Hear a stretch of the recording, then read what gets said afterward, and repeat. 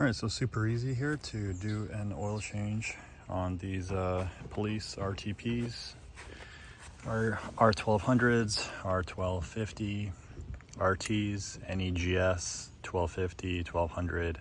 It's all the same. Here's your part number for your filter, 74P14-1. I believe it's a 14 flute is what that means. I use just a little Gidor extension on this nice Wera. It's a Zyklop 1/2 inch. There you go.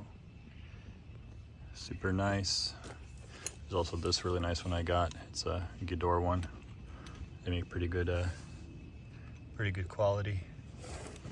But Wera actually has some really nice craftsmanship, I think.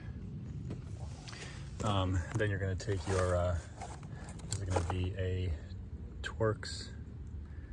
I think it's, oh man, I can't read that. Torx T25. I put in a little nice little magnetic Milwaukee extension. Zip out the bolts. There's going to be 1, 2, 3, 4. They're going to look like this. Set those off to the side. Here's your part number for your oil filter, OC619 by Molly. There's the new filter. Do not use those Chinese ones off of Amazon, please. And then you're gonna undo the filter first.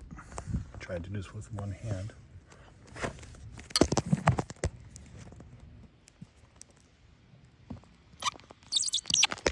Yeah, that's over tightened by whoever did that before me. Guys, these do not have to be this tight. You can literally like tighten them to maybe 10 foot-pounds. There's no need to go more. So that's it. Go ahead and it'll just leak down into your little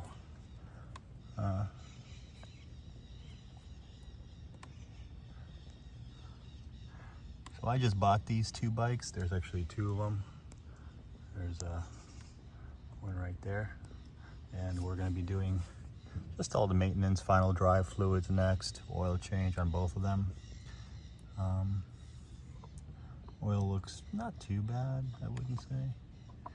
So then you're going to undo the drain plug. I'll show you in 1 second. So you're going to use an H10.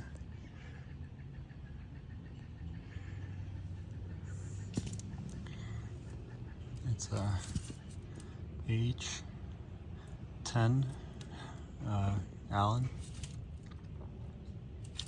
And oh, by the way, here's your sight glass. You're going to want the level to be right at the top 3/4 of this red circle right here when you fill it with, by the way, it gets filled with just under 4 quarts or just at exactly 4 liters. Anyway, here's your drain plug right there. Okay, so I already loosened it. It was actually also over tight. You're gonna replace the crush washer on there. So I'm gonna try to get that out. You gotta love these older, not the older ones, I'm sorry, but the boxer motors. How easy they are to change out the oil. It's awesome. Like I remember in the K1600 is also pretty simple, but on the older, you guys remember the older K1200s? You gotta like move the little brake pedal out of the way.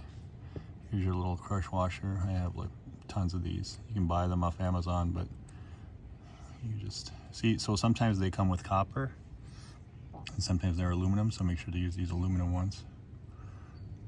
There's your drain plug. Check the bottom of it to make sure there's no like, see that little guy right there? You're gonna want to clean that with brake clean. That's a magnet. Make sure there's no like excessive metal shavings on it.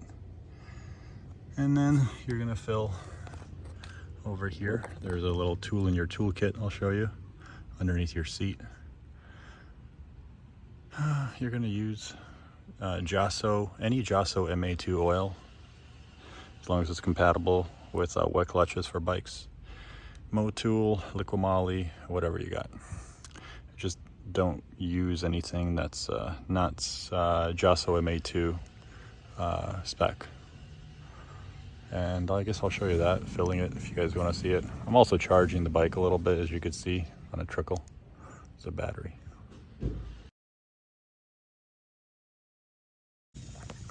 So I'm using this 1040. Typically I use Motul or Liquimoly, the 8100 300V, but right now for these police bikes, it's not anything that's new. These have a lot of miles, and this will do just fine. In my Ducati, I usually put 8100 Motul, but this is also, as you can see, is Jasso MA2 approved. Right there it says in the middle. So you're also good to go to use this. Here's, by the way, your tool. There's your special tool that's underneath the glove box. And then, yeah, I mean, I got a funnel, but honestly, you don't even need a funnel for these. If it's a 5-liter can or something like that, then sure. But if you are careful, you're not going to spill anything. So go ahead and use 4 liters of this oil, and then check your level, take a test drive, start it, run it for 60 seconds, turn it off, let it cool, and then have somebody hold the bike for you while you check the level. And then for your oil filter there, what you're going to do is clean off that surface as best as you can. In the middle there, that's going to be your output, and then this other hole you see is your inlet once it goes through the filter, and then out those little tiny holes around the perimeter. So just go ahead and spin that guy on, and then we're going to be all set. You could torque this. I do it by hand, but you'll need about 10 to 12 Newton meters. So do not overdo this, because if you overdo it, strip the threads, and that's going to be a nightmare to get that filter off later. I've seen people do that before.